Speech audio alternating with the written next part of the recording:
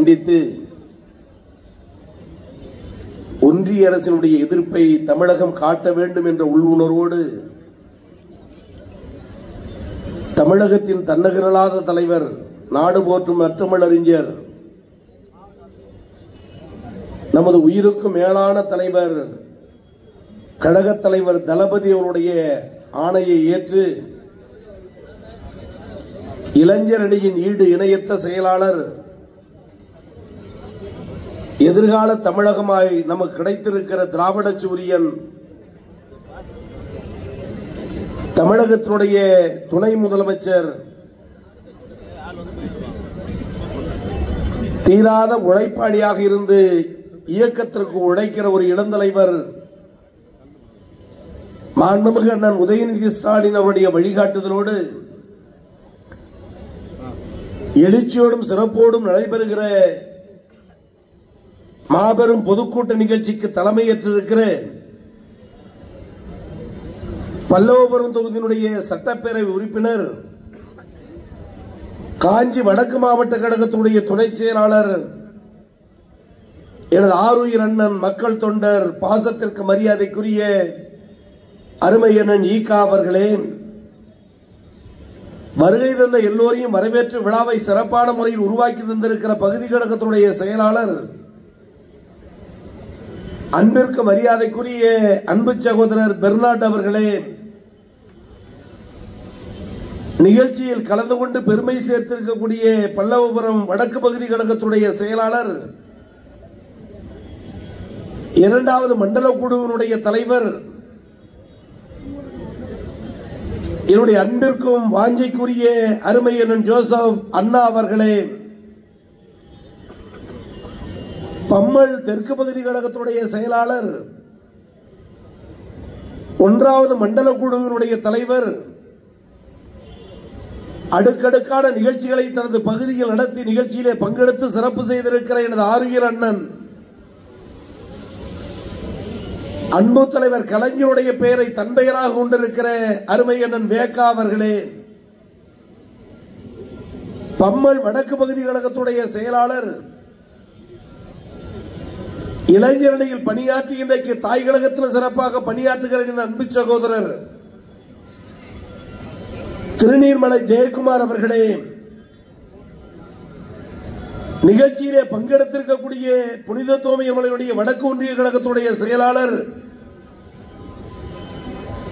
அருமை அண்ணன் விவேகானந்தன் என்கின்ற ரவி அவர்களே, செம்பாக்கம் வடக்கு பகுதி கழகத்துடைய செயலாளர் அண்ணன் ஏகா கருணாகரன் அவர்களே, இந்த நிகழ்விலே கலந்து கொண்டு எழுச்சி உரையாற்றியிருக்கிற கழகத்துடைய இளம் பேச்சாளர், நாடு முழுவதும் சுற்றி வருகிற கழகத்தின் வானம்பாடி, இயக்க வரலாறுகளை எளிய முறையில் சொல்லி மக்களை கவர்கிற அற்புத பேச்சாளர் எனது அன்பு தம்பி வெற்றி செல்வன் அவர்களே, இன்னும் சிறிது நேரத்தில் இந்த நிகழ்ச்சியில் கலந்து கொண்டு உரையாற்ற வருகை தர இருக்கிற நம்முடைய மாவட்ட கழகத்துடைய செயலாளர், காஞ்சி வடக்கு மாவட்ட கழகத்துடைய செயலாளர், தமிழக அரசினுடைய குறு சிறு மற்றும் நடுத்தர தொழில் நிறுவனங்கள் துறையினுடைய அமைச்சர், அன்பின் சிகரமாய் இயக்க தோழர்களை கட்டி காக்கக்கூடிய எனது ஆருயிர் அண்ணன், பாசத்திற்கு மரியாதைக்குரிய அமைச்சர் தாமோ அன்பரசன் அவர்களே, நிகழ்ச்சியில் கலந்து கொண்டு இயக்க வரலாறுகளை மாணவர் ராஜேந்திரன் போராட்ட களம் தொடங்கி தலைவர் கலைஞருடைய இந்திய எதிர்ப்பு கொள்கை வரை சுருக்கமாக அதே நேரத்தில் பெரிய வரலாற்றை சொல்லி அமர்ந்திருக்கிற இயக்கத்துடைய கருவூலம் முன்னாள் சட்டப்பேரவையுடைய உறுப்பினர் ஆருயிர் அண்ணன் மீயா வைத்திலிங்கம் அவர்களே, நீங்கள் ஆவலுடன் எதிர்பார்த்து காத்திருந்த நம்முடைய மாவட்ட கழக செயலாளர் மாண்புமிகு அமைச்சர் அவர்கள் வருகை தந்திருக்கிறார். அவர்களுக்கும் என்னுடைய பணிவான வணக்கத்தை முதலில் தெரிவிக்க கடமைப்பட்டிருக்கிறேன்.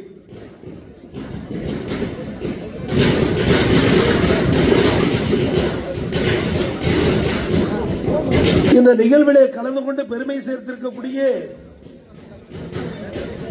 வணக்கத்திற்குரிய மேயர் அன்பு சகோதரி வசந்தகுமாரி அவர்களே,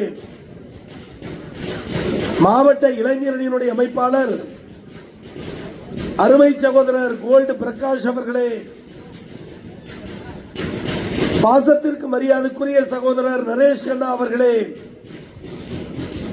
பேராசிரியர் பிரபு அவர்களே, சகோதரர் சத்தியபிரபு அவர்களே, ராஜாராமன் அவர்களே, அன்பு சகோதரர் பொறியாளர் சதீஷ் அவர்களே,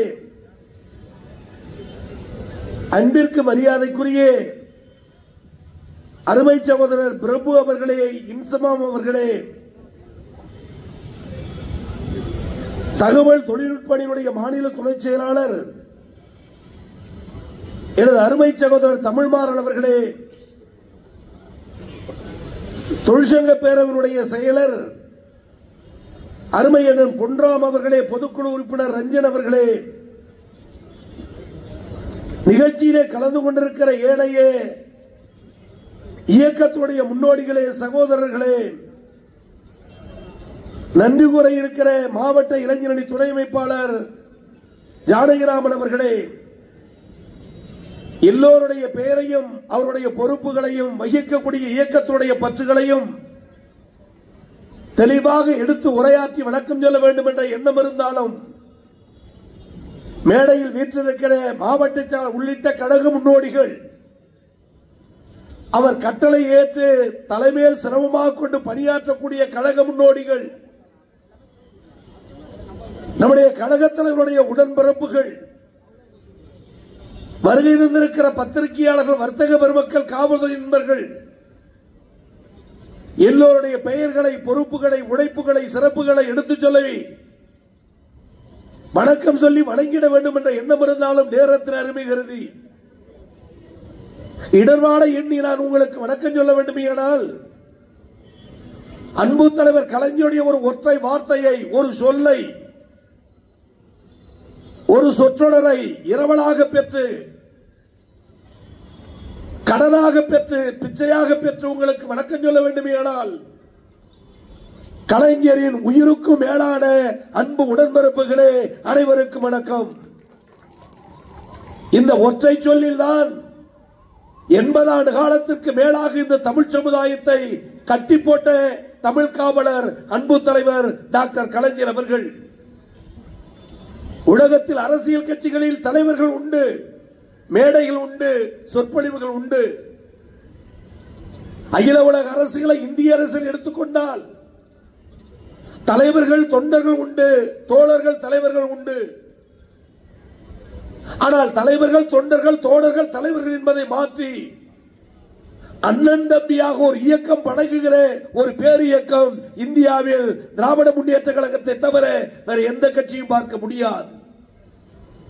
அந்த அளவிற்கு பாச பிணைப்போடு உருவாக்கப்பட்ட இயக்கம் நம்முடைய திராவிட முன்னேற்ற கழகம். நிகழ்ச்சிக்கு வந்தவுடன் சட்டமன்ற உறுப்பினர் சொன்னார், நிகழ்ச்சியை பார்த்தீர்களா, அமர்ந்திருக்கிற கூட்டத்தை என்று சொன்னார். நான் புரிந்து கொண்டே சொன்னேன், மகளிர் தோழர்களையோ மற்றவர்களையோ தாய்மார்களையோ இல்லை என்று. பேசுகிற இளையவன் நாடு முழுவதும் இளைஞரணி கூட்டத்தில் கலந்து கொண்டு வந்திருந்தாலும் முழுமையாக இளைஞரணி தோழர்களையும் கழக நிர்வாகிகள் வைத்து நடக்கக்கூடிய ஒரே நிகழ்ச்சி காஞ்சி வடக்கு மாவட்டத்தில் நடக்கக்கூடிய பல்லவபுரம் தொகுதி நிகழ்ச்சி. அந்த வகையில் ஒரு மன நிறைவும் பெருமையும் இதுதான் இயக்கத்துடைய வளர்ச்சி என்பதை உணரக்கூடிய வகையில் உங்கள் முன்னால் நின்று கொண்டிருக்கிறோம்.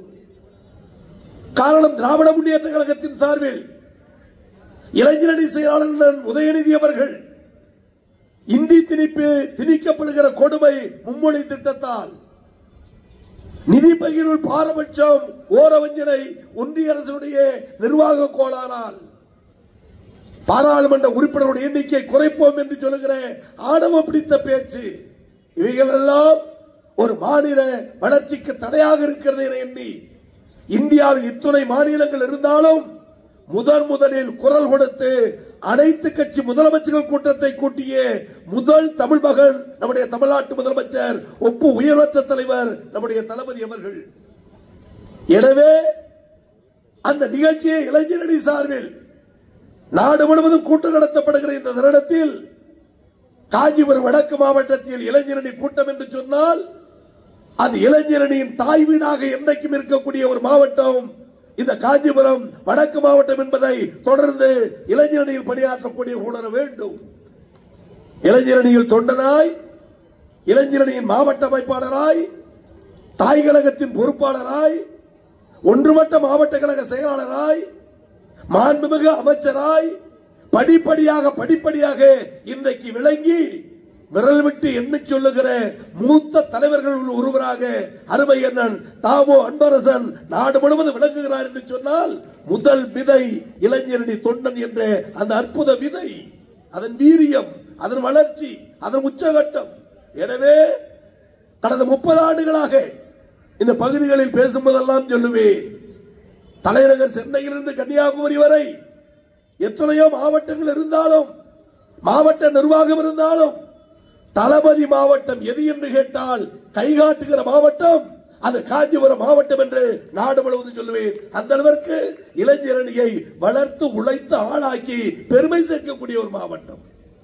அதைவிட பெருமை, திராவிட முன்னேற்ற கழகத்தில் இன்னைக்கு கூட்டணியில் இருந்தாலும் 92, 93 ஆண்டுகளில் இந்த இயக்கத்திற்கு ஒரு துரோகம் இழைத்த போது இளைஞர்கள் இல்லை, வயதானவர்கள் தான் இருக்கிறார்கள், மூத்தவர்கள் மட்டும்தான் கலைஞரிடத்தில், எல்லோரும் போய்விட்டார்கள், ஓடிவிட்டார்கள் என்று சொன்ன நேரத்தில், நாடே சற்று சம்பித்த நேரத்தில் கவலைப்படாதீர்கள், நாங்கள் இருக்கிறோம், இயக்கத்தை கட்டி காக்க என்று ஒன்றுபட்ட தமிழ்நாட்டில் அச்சரப்பாக்கம் முதல் ஆலந்தூர் வரை மாபெரும் எழுச்சியை உருவாக்கி அண்ணா அறிவாலயத்தில் மக்கள் கூட்டத்தை கூட்டிய பிதாமகன் மாண்புமிகு அமைச்சர், மாவட்ட செயலாளர் அன்பரசன். இவைகள் எல்லாம் இயக்கத்தின் ஆணி வேர்கள், அடிப்படைகள், சுவடுகள், அடித்தளங்கள்.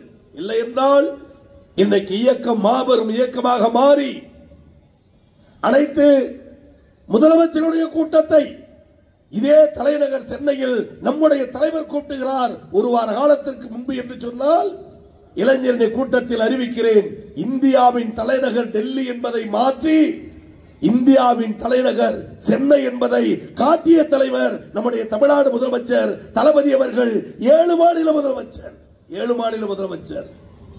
இதே சென்னை கலைவாணர் அரங்கத்தில் ஆந்திர மாநில முதலமைச்சர் சந்திரபாபு நாயுடு. கோவிசலியன் பேசுவது கட்டுக்கதை, கம்பராமாயண கதை அல்ல. இளைஞரணி தம்பிமார்கள் வரலாற்றை புரிந்து கொள்ள வேண்டும். வரலாற்று படிச்சுவட்டை பார்த்து படித்து வளர்ந்து உயர்ந்தால், ஒரு தொண்டன் படிப்படியாக உயர்ந்த நிலைக்கு வந்தால் இந்த இயக்கம் அவனை கொண்டாடும் என்பதற்கு பல சான்றுகளை சொல்ல முடியும்.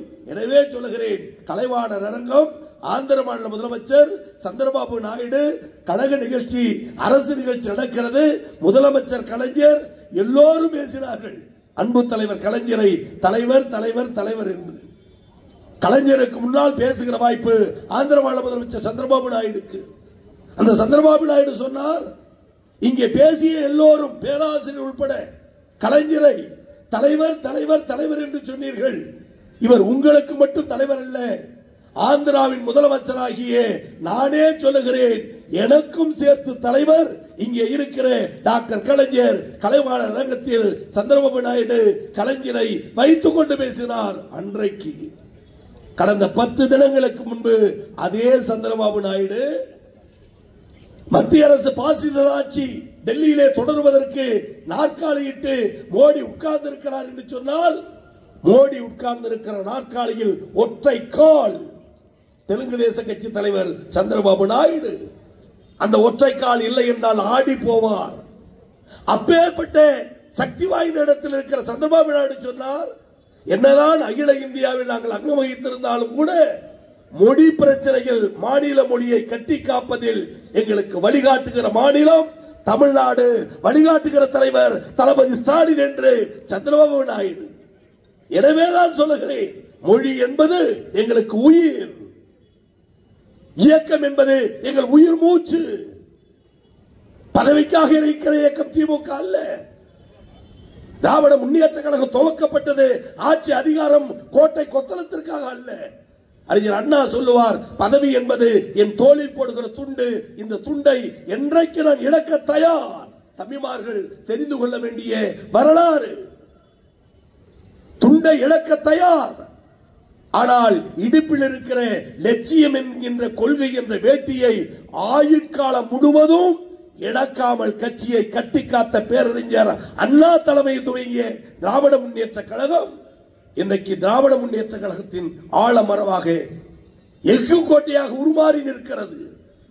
இந்தியாவில் ஒரு பிரச்சனை என்றால், சிறுபான்மை மக்களுக்கு ஆபத்து என்றால், இந்தி திணிக்கப்பட்டால், நிதி முறைகேடு நடந்தால் 140 கோடி பேர் வாழுகிற இந்தியாவில் முதலில் குரல் கொடுக்கிற தலைவர் கோபாலபுரத்து கோமான் டாக்டர் கலைஞர் பெற்றெடுத்த தளபதி அண்ணன் மு.க. ஸ்டாலின் அவர்கள். எப்படி அந்த உணர்வு, எப்படி அந்த கொள்கை, அடிப்படை காரணம் என்ன? அன்பு தலைவர் கலைஞருடைய வீர உள்ளம் அல்லவா? திராவிட முன்னேற்ற கழகம் ராபின்சன் பூங்காவில் கொட்டுகிற மலையில் வடசென்னையில் துவங்கியது. இளைஞரணி மதுரையில் ஜான்சி ராணி பூங்காவில் துவங்கியது. பல்வேறு பிரச்சனைகள், போராட்டங்கள், தொடர் ஓட்டம். இன்னைக்கு ஒரு தாய் கழகத்துக்கு நிகராக ஒரு இளைஞரணியை உருவாக்கி தந்த பெருமை கழக தலைவர் அண்ணன் தளபதியை சாரும். அதை தொடர்ந்து இளைஞரணி செயலாளர் அண்ணன் உதயநிதி ஸ்டாலின் அவர்கள் இந்த கூட்டத்தில் பகிரங்கப்படுத்த வேண்டுமானால் இன்னும் 50 ஆண்டு காலத்திற்கு சென்னை கோட்டையில் தேசிய கொடியையும் அண்ணா அறிவாலயத்தில் இருவண்ண கொடியும் ஏற்ற இருக்கிற இளந்தலைவர் அண்ணன் உதயநிதி ஸ்டாலின் தலைமையில் இளைஞரணி பட்டாளம் நாடு முழுவதும் போர்க்குரல் எழுப்போம்.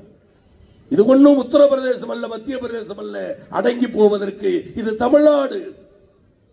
இது பெரியார் பிறந்த பூமி, அறிஞர் அண்ணா கட்டி காத்த பூமி, 80 ஆண்டு காலம் கலைஞர் உழைத்து உழைத்து பாடுபட்ட பூமி. இவரை கட்டி காக்கிற ஒப்பற்ற தலைவர் 72 வயதில் இன்னைக்கு சட்டமன்றத்தில் சொன்னதை போல கிட்டத்தட்ட 50 ஆண்டு காலத்திற்கு மேலாக இந்த மண்ணுக்கு உழைத்த தலைவர் தமிழ்நாட்டு முதலமைச்சர் என்று சொன்னால் நாட்டை யாரிடம் காட்டி கொடுத்து விட்டு தமிழன் தூங்க முடியும்? எனவேதான் நாங்கள் சொல்லுகிறோம், ஆட்சி அதிகாரம் என்பதற்காக அல்ல, இது மொழி பிரச்சனை. 2500 கோடி பணம் தர வேண்டும் பள்ளி கல்வி துறைக்கு, தரம் மறுக்கிறது. ஒன்றிய அமைச்சர் சொல்லுகிறார் 5000 கோடி தருவேன், மும்மொழியை ஏற்றுக்கொள், இந்தியை ஏற்றுக்கொள் என்று கையெழுத்து போடு என்று. அடுத்த வினாடி தமிழ்நாட்டு முதலமைச்சர் தன்னகரலாத தலைவர் சொன்னார், நீ 10 கோடி தந்தாலும் மண்டியிட மாட்டேன், இந்தி மொழியை ஏற்றுக்கொள்ள மாட்டேன் என சொல்லி அவர்கள் தர வேண்டிய 2500 கோடியை மாநில அரசை ஏற்றுக்கொள்ளும் என்று ஏழை மாணவனுக்கு கல்வி தருகிற பிதாமகன் தமிழ்நாட்டு முதலமைச்சர் தளபதி என்றால் மோடியே நீ எத்தனை முறை வந்தாலும் தமிழகத்தில் எடுபடார். எனவேதான் மீண்டும் மீண்டும் சொல்கிறோம், மொழி எங்களுக்கு உயிர். 14 வயதில் தமிழ் கொடியை கையில் பிடித்து வீதிக்கு வந்த தலைவர். 1976 மிசா காலகட்டம். இன்றைக்கு 1000 பேர் அரசியலுக்கு வருவேன், பாராளுமன்ற தேர்தலில் போட்டியிட மாட்டேன், இடைத்தேர்தலில் விலகிக் கொள்வேன், நேரடியாக கோட்டைக்கு தான். முதலமைச்சர் பதவி என்ன கனவு நாற்காலியா? தமிழ்நாட்டு அரசியலை தெரிந்து கொள்ள வேண்டும். 1976 மிசா காலகட்டம். ஆட்சி பறிபோகிறது, மூத்த தலைவர்கள் கைது செய்யப்படுகிறார்கள். கலைஞர் கோபாலபுரத்தில் இருக்கிறார், காவல்துறை போலீஸ் வீரோடு வந்து இறங்குகிறது. வந்து இறங்கியவுடன் தலைவர் சொன்னார், கைது செய்ய வந்திருக்கிறீர்களா? நான் தயார் என்றார். வந்த காவல்துறை அதிகாரிகள் சொன்னார்கள், உங்களை கைது செய்ய வரவில்லை, எங்களுக்கு உத்தரவு அப்படி அல்ல. எங்கே மு.க. ஸ்டாலின்? 76, அதில் ஒரு 24, ஒரு 25, 50 ஆண்டுகளுக்கு முன்னால். வரலாறு தெரிகிறதா? தளபதியின் வரலாறு, இளைஞரணி வரலாறு. அதை தெரிந்து கொண்டால்தான் இன்னும் 1000 ஆண்டுகள் ஆனாலும் திமுக கழகத்தை எந்த கொம்பனாலும் அசைத்து பார்க்க முடியாத அஸ்திவாரத்தை, ரத்தம் சிந்தியதை நாம் உணர முடியும். மு.க. ஸ்டாலினை கைது செய்ய வந்திருக்கிறேன் என்று சொன்னவுடன் தலைவர் சொன்னார், மதுராந்தகம் அருகே கழக பிரச்சாரம் நாடகம் நடிக்க போயிருக்கிறார், காலையில் வந்தவுடன் ஒப்படைக்கிறேன் என்று சொல்லுகிறார். காவல்துறை அதிகாரி நம்பவில்லை. வீட்டை சோதனையிட வேண்டும், சென்று பாருங்கள் என்கிறார். அரை மணி நேரம் தேடி பார்த்துவிட்டு பாத்ரூம் உள்பட பார்த்துட்டு தளபதி இல்லைன்னு சொன்னாங்க. பேரை சொல்லி தலைவர் சொன்ன அதுதானே நான் அரை மணி நேரத்துக்கு முந்தி சொன்னேன். விடியற்கால 5 மணிக்கு வந்தார், 6 மணிக்கு அலைபேசியில் தொடர்பு கொண்டார், 7 மணிக்கு காவல்துறை வருகிறது. வாசல்புரத்தில் அன்னியார், அம்மா, தலைவர் உள்ளிட்ட எல்லோரும் காவல்துறை வேன் வந்து நிற்கிறது. காவல்துறை அதிகாரிகளை கலைஞர் சொன்னார், முதலமைச்சர் கலைஞர், நேற்று வரை கார் கதவை திறந்துவிட்ட போலீஸ், சலாம் போட்ட போலீஸ் இதோ இருக்கிறான் என்று சொன்னவுடன் அவரை தரதரவென்று இழுத்து அவர் கோதிய முடியை கூந்தலை கோதி பிடித்து, நீதானடா ஸ்டாலின் என இரவு முழுவதும் தேட விட்டாயே என்று அவரை அடித்து உதைத்து போலீஸ் வேனில் தூக்கி எறிகிறார்கள். அப்பா என்று கதறி இருக்கிறார். சின்னஞ்சிறு வயது அல்லவா, திருமணமாகி 6 மாதம் அல்லவா, அன்னியார் அழுகிறார், அம்மையார் அழுகிறார். மலை குலைந்தாலும் நிலை குலையா மாமனிதன் டாக்டர் கலைஞர் உட்கார்ந்த இடத்தில் உட்கார்ந்து சொன்னார், கீழப்பழூர் சின்னச்சாமியும் சிவலிங்கமும் செய்த தியாகத்தை விட நீ ஒன்றும் பெரிய தியாகம் செய்யவில்லை, போய்வாடா மகனை என்று தன் மகனை 76 சிறை கொட்டடைக்கு அனுப்பி வைத்த தியாக உள்ளக்க தலைவர் டாக்டர் கலைஞர் என்று சொன்னால் அந்த வரலாறு இன்றைக்கு அண்ணன் உதயநிதிக்கு தொடர்கிறதா இல்லையா?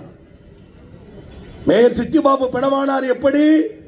இரவு நேரத்தில் அடித்து உதைத்த நேரத்தில், என் தலைவர் வீட்டு பிள்ளையா நீங்கள் அடிக்கிறீர்கள் என்று தன் நெஞ்சு பகுதியை, வயிற்று பகுதியை போலீஸ்காருடைய பூட்ஸ் காலுக்கு தானமாக தந்தான். சிட்டிபாபு இறந்து போனார். இன்றைக்கும் சொல்கிறேன், ஒரு தொண்டன் உயிர் கொடுத்து ஒரு தலைவன் ஒரு இயக்கத்தின் தலைவராக இருக்கிறார் என்றால் அது திமுகவின் வரலாறு. உயிர் கொடுத்தவன் சிட்டிபாபு, உயிரோடு நம்மை வாழ வைக்கிற தலைவர் தளபதி என்ற தங்க தலைவன். இந்த வரலாறு எந்த கட்சிக்கும் உண்டு, சொல்லிக் கொண்டே இருக்கலாம். அவர்களுக்கு இருக்கிற சிறப்பு, ஆற்றல், மகிமை. இப்பேற்பட்ட உணர்வும் கொள்கையும் நமக்கு எப்படி கிடைத்தது? அதைதான் நாம் பெற்றுக்கொள்ள வேண்டும். ஊபி எதிர்க்கவில்லை, பீகார் எதிர்க்கவில்லை, மத்திய பிரதேசம் எதிர்க்கவில்லை, தமிழ்நாட்டில் மட்டும் ஏன்? கேட்பவர்களுக்கு சொல்லுவேன், இது பெரியார் பூமி. தலைவர் கலைஞர் சுற்றி சுற்றி மொழி உணர்வை வளர்த்த பகுதி. இங்கு மற்றவர்களுக்கு இடமில்லை என்பதை சொல்லுகிற பகுதி. 1976, 75, 74, 73 வரலாற்றை சொல்லலாம். மாண்புமிகு அமைச்சர் மேடையிலே வீற்றிருக்கிறார். இன்றைக்கு தன்னுடைய மானிய கோரிக்கையில் பதிலளித்தார். அற்புதமான பேச்சு. 35 நிமிடமும் இந்த அரசின் திட்டங்களை தன்னுடைய துறையில் எந்த ஒரு கலப்பிட வார்த்தையும் இல்லாதவள் உள்ளதை உள்ளபடியே மிக அருமையான நிதிநிலை அறிக்கைக்கு பதில் சொல்லி பேசிய ஆற்றல் மிக்கவர் நம்முடைய மாண்புமிகு அமைச்சர். சாதனையும் சரித்திரமும் தொடரும். இதே காஞ்சி மாவட்டத்தின் பெருமையை, சிறப்புகளை நாடு முழுவதும் பேசுகிற தொண்டன் இந்த எளிய தொண்டன். சென்னையிலிருந்து காஞ்சிபுரம் போகிற சாலை, சென்னையிலிருந்து செங்கல்பட்டு போகிற சாலை, சென்னையிலிருந்து மகாபலிபுரம் போகிற சாலை, சென்னையிலிருந்து பூந்தமல்லி போகிற சாலை, சென்னையிலிருந்து போரூர் போகிற சாலை, சென்னையிலிருந்து செங்குன்றம் போகிற சாலை என சென்னையிலிருந்து செல்கிற எந்த சாலையாக இருந்தாலும் அடுத்த 100 கிலோமீட்டர் தூரம் வரை கோடிக்கணக்கான நிறுவனங்கள், தொழிற்சாலைகள், சிறு குறு தொழில்கள் இன்றைக்கு தமிழகத்தில் குவிந்து கிடக்கிறது என்று சொன்னால் அதற்கு பிதாமகனாக இருந்து கலைஞருக்கும் தளபதிக்கும் துணை நிற்கிற அமைச்சர் அண்ணன் தாமோ அன்பரசன் என்று நாடு முழுவதும் சொல்லுவேன். இன்றைக்கும் சொல்லுகிறேன், தொழில் வளர்ச்சியில் தமிழ்நாடு முதலிடம், மருத்துவத்தில் தமிழ்நாடு முதலிடம், விளையாட்டுத் துறையில் தமிழ்நாடு முதலிடம், உயர்கல்வியில் தமிழ்நாடு முதலிடம், நிதி வருவாயில் தமிழ்நாடு முதலிடம், பெண்கள் பாதுகாப்பாக இருக்கிற மாநிலத்தில் தமிழ்நாடு முதலிடம், சிறுபான்மை மக்கள் நிம்மதியாக தூங்குகிற மாநில பட்டியலில் தமிழ்நாடு முதலிடம். மோடி ஏற்றுக்கொள்வானா? விடுவானா? எனவேதானே இந்த ஆட்சியை ஒழிக்க வேண்டும், அவதூறுகளை பரப்ப வேண்டும்.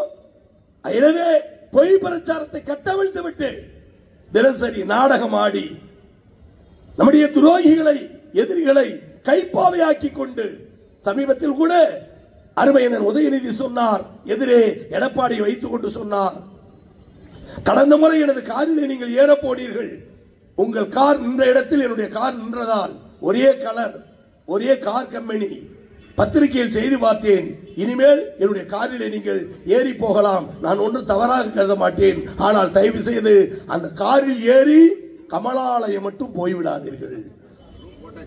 அவர் சொல்ல வருகிற செய்தி, நாங்கள் மட்டும் திராவிட பாதையில் இருந்தால் போதாது, எதிரிகளாக இருந்தாலும் நீங்களும் திராவிட பாதையில் செல்லுங்கள் என்று ஒரு இளம் வயதில் எதிர்கட்சி தலைவருக்கும் புத்தி சொல்ல பேரன், கலைஞரின் பேரன் அண்ணன் உதயநிதியை தவிர தமிழகத்தில் வேறு எந்த தலைவன் திராவிட வரலாறுடைய தலைவனாக இருக்கிறார்? எனவே 1973-74 இந்திரா காந்தி அம்மையார் இந்த நாட்டினுடைய பிரதமர் செய்தியை விரைந்து முடித்து மாண்புமிகு அமைச்சர் உரையாற்றிட வேண்டும். 1974 மிசா காலகட்டம், கலைஞர் தமிழ்நாட்டு முதலமைச்சர், இந்திரா காந்தி பிரதமர். இன்னைக்கு தளபதிக்கும் அண்ணன் உதயநிதிக்கும் திமுகவுக்கும் இப்பேற்பட்ட கொள்கை பற்று எப்படி வந்தது? எப்படி வந்தது?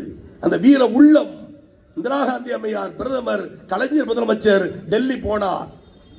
இந்திரா காந்தியை சந்தித்தார். 1+1 சந்தித்த இடம் விமான நிலையம் அல்ல, ஜனாதிபதி மாளிகை அல்ல, பொது மேடை அல்ல, பொதுக்கூட்ட அரங்கு அல்ல, இந்திரா காந்தியுடைய வீடு. 144 அணிசேரா நாட்டுக்கு தலைவி, உருவத்தில் பெண்ணாக இருந்தாலும் உள்ளத்தில் ஆணாக இருந்த தலைவி. பங்களாதேஷ் யுத்தத்தை, பாகிஸ்தான் யுத்தத்தை நடத்தி காட்டிய வீர மங்கை இந்திரா காந்தி. கலைஞர் இருவரும் உட்கார்கிறார்கள், பேசிக் கொண்டிருக்கிறார்கள், தேநீர் தருகிறார்கள். தேநீர் சாப்பிடும் போதே கலைஞர் சொன்னார் இந்திரா காந்தியின் வீட்டில், பிரதமர் அவர்களே, ஆகஸ்ட் 15 ஜனவரி 26 தேசிய கொடியை நீங்கள் ஏற்றுவதை போல் டெல்லியில் அந்தந்த மாநில முதலமைச்சர் அந்தந்த மாநிலத்தில் தேசிய கொடி ஏற்றுகிற உரிமையை நீங்கள் எங்களுக்கு தர வேண்டும். கலைஞர் சொன்னார். தேநீர் அருந்தியபடி இருந்த இந்திரா காந்தி அம்மையார் தேல் கொட்டியதை போல் அந்த தேநீர் கோப்பையை கீழே வைத்துவிட்டு கோபத்தில் சொன்னாராம், மிஸ்டர் கலைஞர், டெல்லி எனது கோட்டை. சொன்னது இந்திரா காந்தி. டெல்லி எனது கோட்டை. அந்த வார்த்தையை காதில் வாங்கி அடுத்த வினாடி கலைஞர் சொன்னார், டெல்லி உனது கோட்டை என்றால் சென்னை எனது கோட்டை, நான் தேசிய கொடியை ஏற்றுவேன் சொன்னார். போராடினார், ஏற்றினார், ஆட்சி இருந்தவரை ஏற்றினார். ஆட்சி போனது, எம்ஜிஆர் முதலமைச்சர், தேசிய கொடி ஏற்றுகிற தினம் தேசிய கொடி கையிலே, வலப்பக்க மூத்த தலைவர்கள் எஸ்டிஎஸ் போன்றவர்கள், ஆரம் வீரப்பன் போன்றவர்கள், அந்த கட்சியில் அவரோடு பிரிந்து போன தலைவர்கள் புடைசூழ அந்த தேசிய கொடியை கையில் வாங்கிக் கொண்டு ஆளானப்பட்ட எம்ஜிஆர் சொன்னாராம், என்னதான் கலைஞரை வீழ்த்திவிட்டு அரசியலில் நான் வெற்றி பெற்றிருந்தாலும் சொன்னது எம்ஜிஆர் கோவிசிறியன் அல்ல, சொன்னது எம்ஜிஆர் நம்முடைய அமைச்சர் அல்ல. என்னதான் அரசியலில் கலைஞரை வீழ்த்திவிட்டு நான் முதலமைச்சர் ஆகியிருந்தாலும் என்னை போன்றவர்களும் இந்த தேசிய கொடி ஏற்றுகிற உரிமையை எனக்கும் பெற்று தந்த நமது தலைவர் டாக்டர் கலைஞருக்கு நன்றி நன்றி நன்றி நன்றி. ஆளானப்பட்ட இந்திரா காந்தி. இங்க இருக்கிற அரசியல் தலைவர்களுக்கு அந்த வரலாறு புரியுமா? திராவிட இயக்கம் நூற்றாண்டு விழா கண்டது, தந்தை பெரியார் நூற்றாண்டு விழா கண்டவர், அண்ணா நூற்றாண்டு விழா கண்டவர், இனமான பேராசிரியர் நூற்றாண்டு விழா கண்டவர்.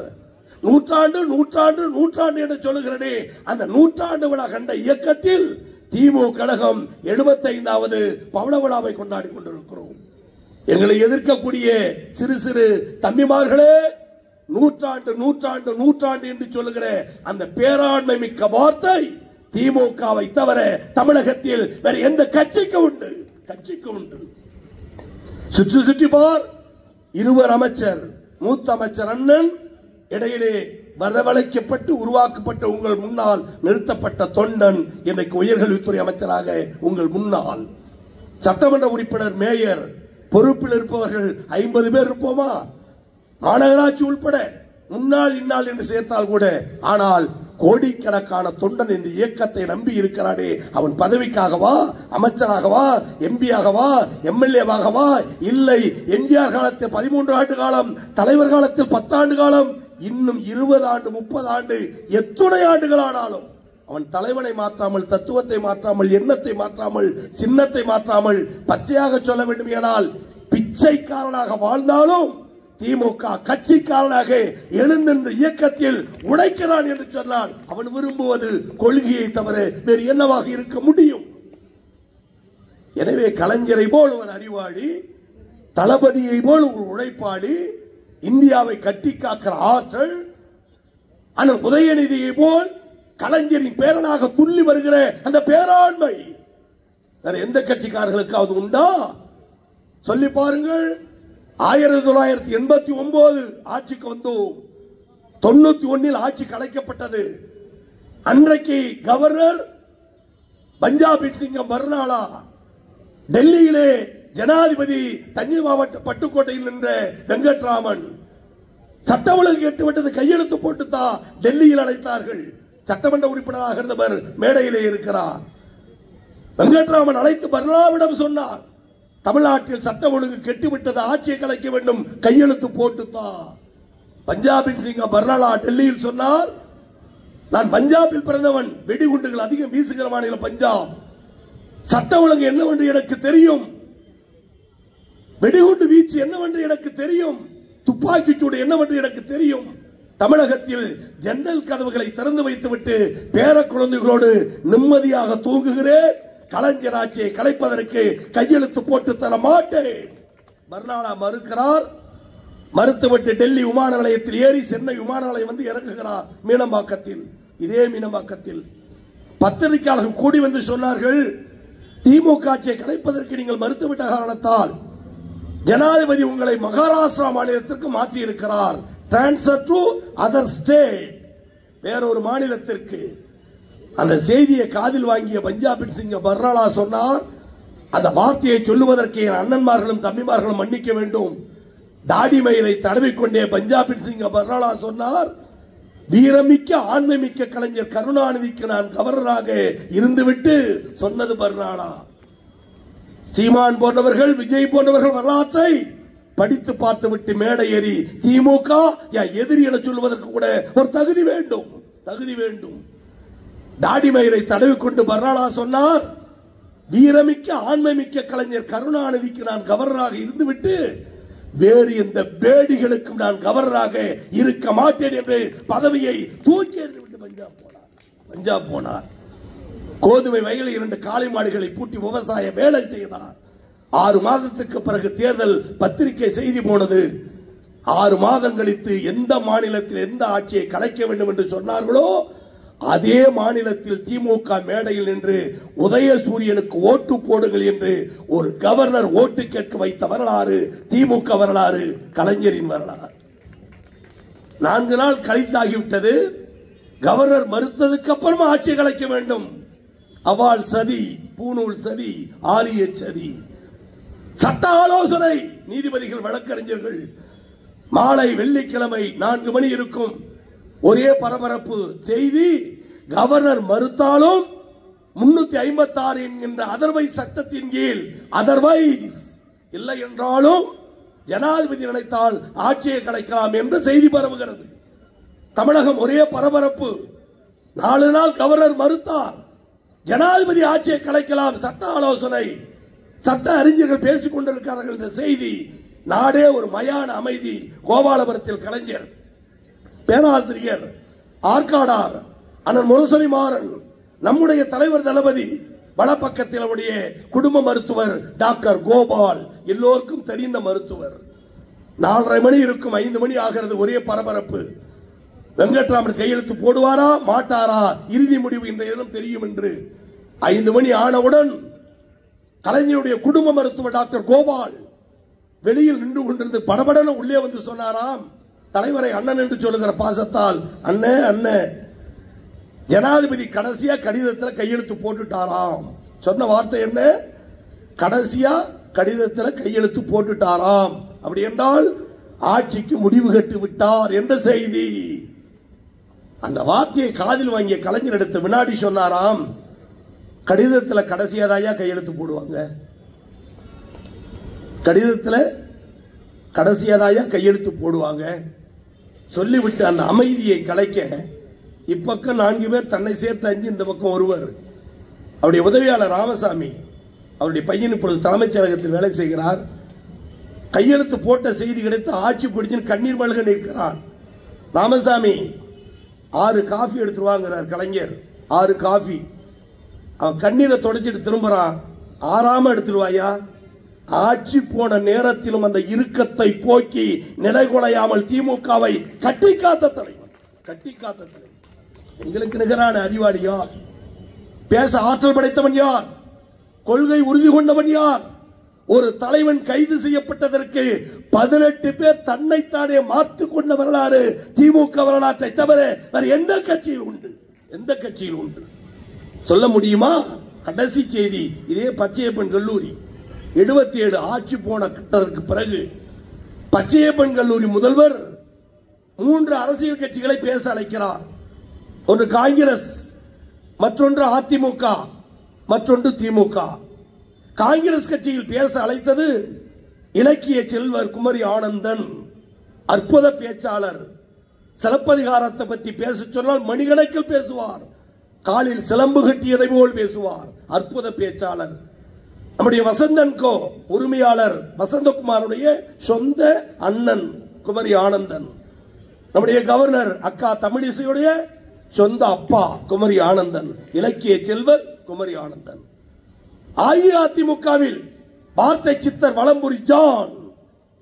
வலம்புரி ஜான் திமுக தொண்டர்களையும் திமுகவை பற்றி சொல்லுவார். திமுக கழகம் ஒரு தற்கொலை கூடாரம்.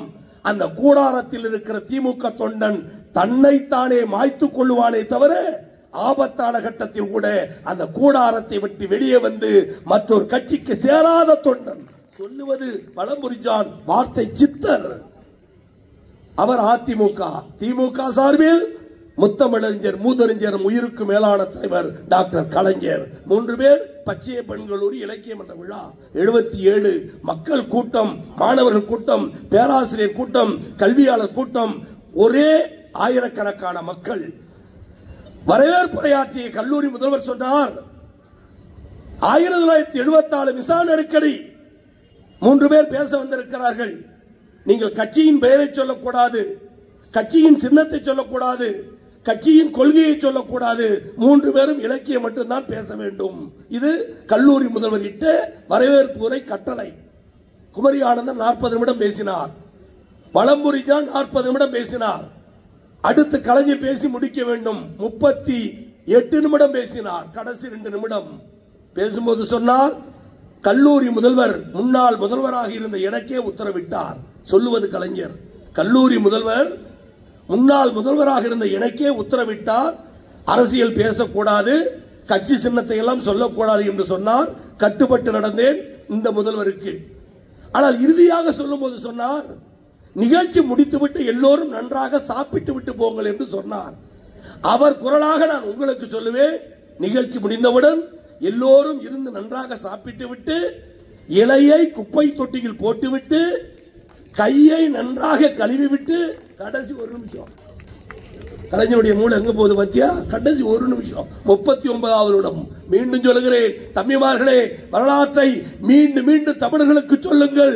காவிய தலைவர் கலைஞரை போல் ஒரு அறிவாளி இந்த உலகத்தில் இல்லை, திமுகவில் மட்டுமென்று பறைசாற்றுங்கள்.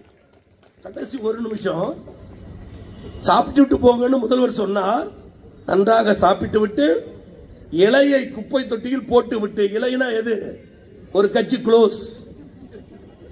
கையை நன்றாக கழுவி விட்டு 2வது கட்சி க்ளோஸ்.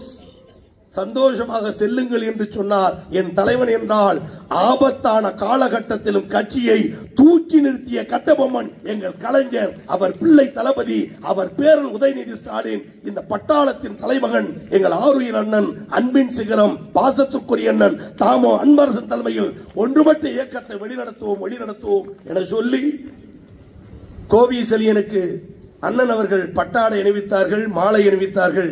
காஞ்சிபுரத்திற்கு எங்கு சென்றாலும் தன் அண்ணனை போல் தம்பியை போல் இந்த ஏழை தொண்டன் கோவிசெலியனை என் தொண்டர்கள் வைத்து கொண்டாடுகிறார்கள். நினைத்து பார்க்கிறேன், இதே சட்டக்கல்லூரி மாணவனாக அடையாளம் தெரியாத நிலையில் நான் வந்த பொழுது சென்னையிலே சட்டக்கல்லூரி மாணவன் புகழேந்தியும் கோவிசெலியனும் பேசுகிறான்.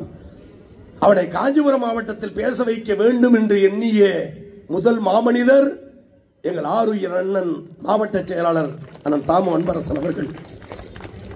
1000 முறை நினைத்தாலும் என் வாழ்நாளில் நன்றி சொல்ல முடியாத ஒரு மாமனிதர். வளர்ந்ததற்கு பிறகு வளர்ச்சி வேறு. இன்னைக்கு கோவிசெலியன் ஆயிரக்கணக்கான கூட்டங்கள், நூற்றுக்கணக்கான மாநாடுகள், பல ஆயிரக்கணக்கான பொது நிகழ்ச்சி மேடைகள் இருந்தாலும் கூட கோவிசெலியன் நல்ல பேச்சாளர் என்று பெயர் எடுப்பதற்கு மேடை அமைத்து தந்த பிதாமகன் எங்கள் அண்ணன் தாமோ அன்பரசன் என்பதை என்றைக்கு மறந்திட மாட்டேன். இன்னைக்கு உயர்கல்வித்துறை அமைச்சர் என்று சொன்னார்கள். என் தம்பிமார்களுக்கு சொல்லுவேன், ஒரு காலத்தில் எல்லோருக்கும் கல்வி கிடையாது. கற்றலும் கற்பித்தலும் அவன் தொழில். எவன் தொழில்? அவாள் தொழில். ஐயர், ஐயங்கார், சர்மா, சாஸ்திரி. நீ வேலை செய்ய பிறந்தவன், சூத்திர ஜாதி, தாழ்த்தப்பட்டவன்.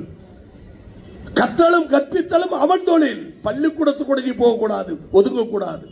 ஒருவேளை கல்வியின் ஓசை உன் காதில் பட்டுவிட்டால் காதில் ஈயத்தை காய்ச்சி ஊத்த வேண்டும். மனு தர்மம், மனுஸ்மிருதி இந்த நாட்டினுடைய சட்டம். அம்பேத்கர் சட்டத்தை எழுதுவதற்கு முன்னால் மனு தர்மம் தான் நம்மை ஆண்டது. ஆனால் வைதி போன்றவர்களுக்கு நன்றாக தெரியும். அந்த காலத்தினுடைய கொள்கைவாதிகளாக வாழ்ந்தவர்கள். ஆக ஈயத்தை காய்ச்சி ஊத்த வேண்டும். சூத்திரன் கல்வி கேட்டால் கற்றல் அவனுக்கு கிடையாது என்று புறந்தள்ளப்பட்டது. ஆனால் இன்றைக்கு இன்றைக்கு இன்றைக்கு இந்திய திருநாட்டில் சுதந்திரத்துக்கு முன்பும் சரி பின்பும் சரி எந்த ஜாதிக்கு கல்வி மறுக்கப்பட்டதோ, எவன் காது ஈயத்தை காய்ச்சி ஊத்த வேண்டும் என்று சொன்னார்களோ அந்த சமூகத்தில் பிறந்த ஏழை தொண்டன், ஓலை குடிசையில் பிறந்த ஏழை தொண்டன் கோவி செலியனை உயர்கல்வித்துறை அமைச்சர் என்று மாண்புமிகு என்று என் தலைவர் தளபதி சொல்லுகிறார். எங்கள் அண்ணன்மார்கள் மகிழ்கிறார்கள், பட்டாடை பொன்னாடை அணிவிக்கிறார்கள் என்று சொன்னால் இதைவிட திராவிட மாடல் ஆட்சி நடத்துகிற தலைவர் மு.க. ஸ்டாலின் என்பதற்கு இந்த கோவி செலியனை விட இன்னொரு அடையாளத்தை காட்டிவிட முடியுமா? எனவே அம்பேத்கருடைய சட்ட திருத்தத்திற்கு, பெரியாருடைய புரட்சிக்கு, கலைஞர் நிலைத்து உழைத்த அந்த உழைப்புக்கு தளபதி தருகிற அங்கீகாரங்கள் இவைகளை எண்ணி நாட்டை காப்போம், மொழியை காப்போம், இனத்தை காப்போம். நாடாளுமன்ற தேர்தலில் 40க்கு 40 போல் சட்டமன்ற தேர்தலிலும் 234க்கு 234 வெல்லுவோம் வெல்லுவோம் வெல்லுவோம். அதற்கு பல்லவபுரம் தொகுதி, ஆலந்தூர் தொகுதி படிக்கட்டாக இருக்கட்டும் என சொல்லி அனைவருக்கு நன்றி பாராட்டி முடிக்கிறேன். நன்றி, வணக்கம். அடுத்து நாம் ஆவலோடு எதிர்பார்த்துக் கொண்டிருக்கின்ற அமைச்சர் பெருந்தகை காஞ்சிபுரம் வடக்கு மாவட்ட கழகத்தின் செயலாளர் அண்ணன் அவர்கள் உறுதிமொழி ஏற்று சிறப்புரை ஆற்றுவார்கள்.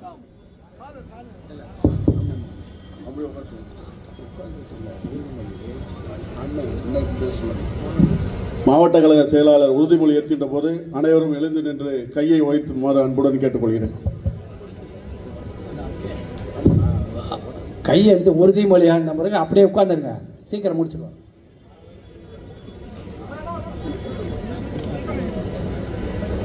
உட்காருங்கப்பா, உட்காருங்க. எஞ்சுமா நாங்க போங்க, ஜானி அங்க போங்க.